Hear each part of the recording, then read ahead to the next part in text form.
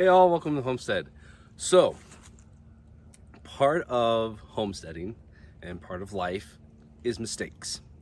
And sometimes we make mistakes because we didn't know better. Other times we make mistakes knowing darn well that we shouldn't have tried that in the first place.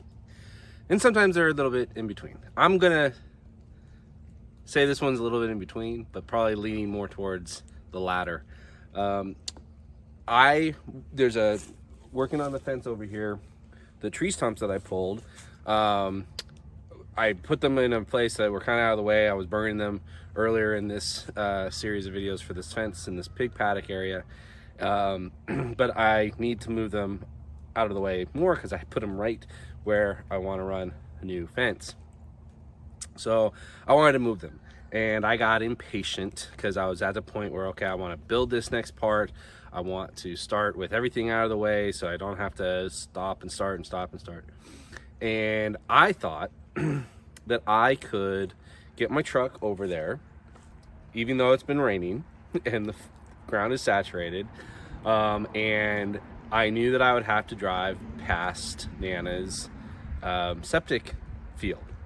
And I thought I had enough clearance that I could kind of just squeak around that part and get out into the more compacted, undisturbed soil where I shouldn't have any problem with my 4x4.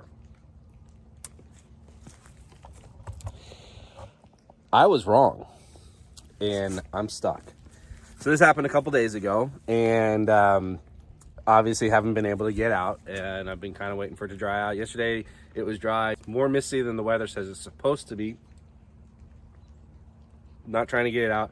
My neighbor's already graciously said that he's willing to use his excavator to come over and just pull me out. Shouldn't be too hard. There's plenty of space behind it that he can put his tracks on without coming over the septic area and everything. And so this has shown me a couple things. One is, don't try this when I know better, especially after rain and the ground's already saturated with water. The other thing is that I need to get this area compacted better, which means I need to get machinery myself and get over here, which is all part of what I plan to do. I've just been holding off because I want to maximize the use. If I'm going to rent equipment, I want to make sure I'm maximizing its usage. So anyway, just wanted to show this because it happens, and it's not all sunshine and roses. It's not all successes. It's not always good. You guys know that. If you're interested in this way of life, whether you've been doing it for a long time or you're just getting started or you're thinking about getting started, you should know, you probably already do know, it's not always peaches and cream, sunshine and roses. Obstacles get in your way. Sometimes the obstacles are unforeseen. Sometimes you know better. So that's why I'm going to be doing what I'm going to be doing in this next part of the peg and fence video. Without my truck, I'm going to be creating myself more work than I would have otherwise. So you'll see that in that video. I'm going to get going. Okay, so it is considerably nicer weather now. The field has had a chance to dry out a bit. And we're gonna get to fixing this septic line. So just in case I haven't paired this with the video of me breaking it, let me show you what we got dealing with here. So as you may or may not recall, don't know how well you can see that with the shadows here, I got the truck stuck because I drove over it in wet condition and ended up breaking this septic line. Now it's going from the tank, which is there, pointing to it there, coming down, going here out to a distribution box, which then goes into the drain field, which is behind the solar panels, which is why we're going to have our pig paddocks there, is because then they're rooting around and there's not going to hurt the drain field, and it will be lush and green from all of the nutrients. You get the idea. So anyway, we're gonna fix this today. Really simple. basically we've got two damaged sections here, or we got one damaged section, so I've got two busted pipes. So I'm going to cut clean ends on each. I've dug up enough around there to get two good ends. We're going to clean it up with a scrubby, a greenie, and some water.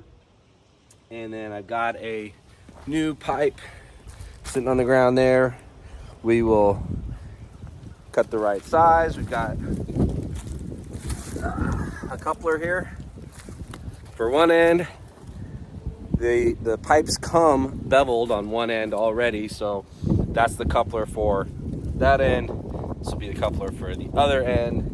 We'll try to get it sized right, glued in. Should be a relatively easy job. But if you've never seen it before, if you've never done it before, you know, just seeing somebody else do it and screw it up before you take a stab at it always helps me anyway. So we're going to try and do this with as little foul ups as possible, and hopefully we'll have a repaired pipe here in short order. Okay, let's get to it.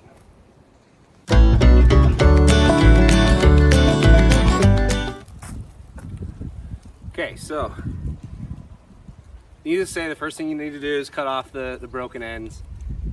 You want to try and have as clean and straight or perpendicular cuts as possible.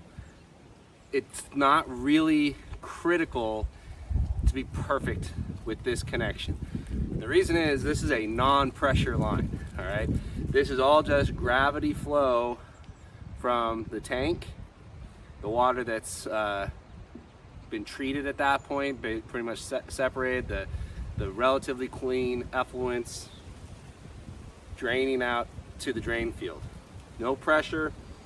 We're still gonna glue it so that it just holds better, but with this line, perfect cleanliness, perfect connection, it's not critical. So don't get all wrapped around the axle trying to get the perfectly clean, viable ends straight and all that stuff that you normally would if you're hooking up a pressure line like a water supply or something like that. Okay, just wanted to mention that real quick. The other thing I noticed, and this kind of goes into this being okay because it's a non-pressure line. I don't know if you can see it on the video, but I was noticing as I was walking from that end, these pipes are no longer perfectly in line. They're kind of off from each other a little bit. I think that happened when my truck broke it. The weight just kind of pushed it over. Now I've tried kind of moving it a little bit with my foot. Doesn't have a lot of give with the amount of dirt that's on it, so it's gonna be the connection is gonna be kind of askew. But again, non-pressure line doesn't need to be mated up perfectly and perfectly sealed, because the reality is, even if some of the water leaks out here in this part, it's not going to be critical. It's close enough to the drain field, and it's not going to be the end of the world. So gonna work now on measuring the pipe I'm going to cut. Now this is always a tricky part here. I'm getting tired of bending over. It's kind of a tricky part here because you have to have obviously the right length for the coupler to hook up and the coupler on the other end to seat. But as I said, there's not a whole lot of give in either end of these pipes to manipulate it. So cutting it the right length so that it goes the whole thing, but that you can actually get it in there. I think you guys know what I'm talking about. If you've never tried to splice in a section of pipe or splice in a section of anything, if you've got two ends that don't want to move, getting that middle section, especially if they have to overlap a little on each end, can be tricky. So we'll see how much grief this gives me. But the first thing I'm going to do is actually, rather than cut that or measure that, I'm going to clean up these ends with the scrubby and the water. I'm going to do that.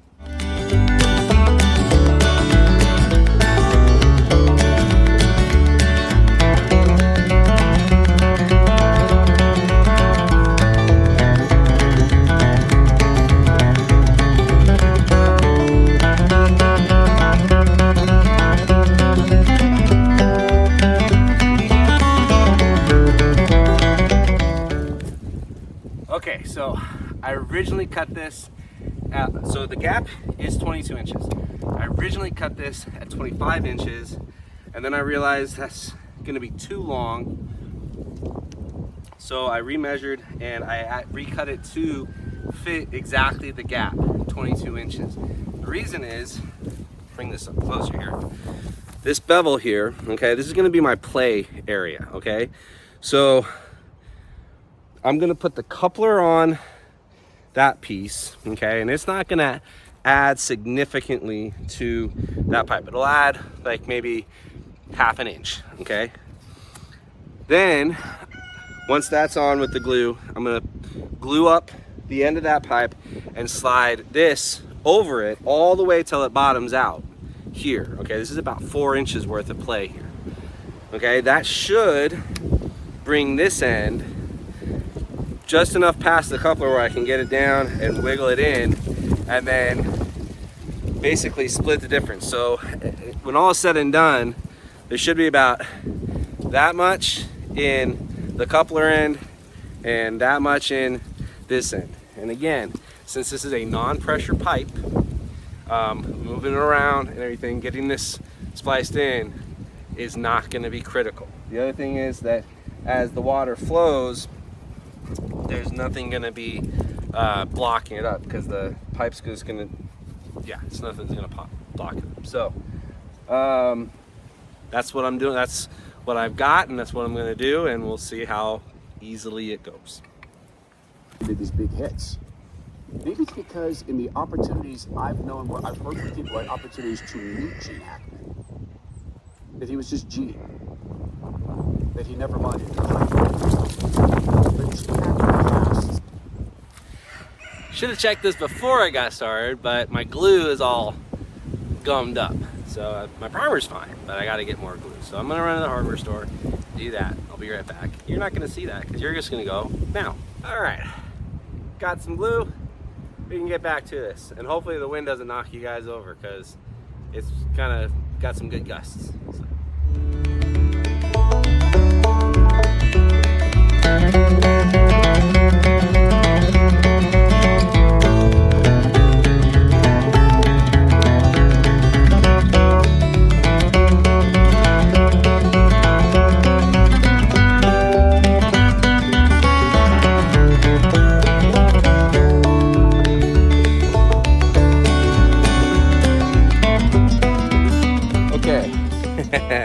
Don't know how closely you were paying attention there. You might not have noticed I didn't get a chance to glue up the connection on the coupler and the white coupler end. And part of that was because that mismatch again was a little bit more pronounced than I thought. I had some struggle getting the replacement section on, and I was worried that the glue was starting to set up a little too much. The thing with that glue is you don't want to disturb it. Once you put it together, you got to hold it together, and you want to leave it. You don't want to be moving it too much. You want to put it in place and let it sit. You don't want to be going back and forth too much. So again, a no pressure pipe, non-pressure pipe. It's seated. It will be fine. It's glued on both ends. That glue is going to be enough to hold that in place once the dirt's back on top of it. I'm not too worried about this causing any problems. It's just going to be a trickle of water as the septic tank drains, so I'm not going to worry about it. So I'm going to get to filling this in. You don't need to see that. So I'm going to close this out and say, God be with you all and all that you do. Oh, well, before I do that, I'm going to say, if you got any questions or comments or want to leave me nasty grams, go ahead and hit a comment down there. But otherwise, if you're not a subscriber yet, go ahead and subscribe to our channel, hit a like, and now I'll say, God be with you all in all that you do. And remember, keep the faith and keep up the fight. God bless. Bye-bye.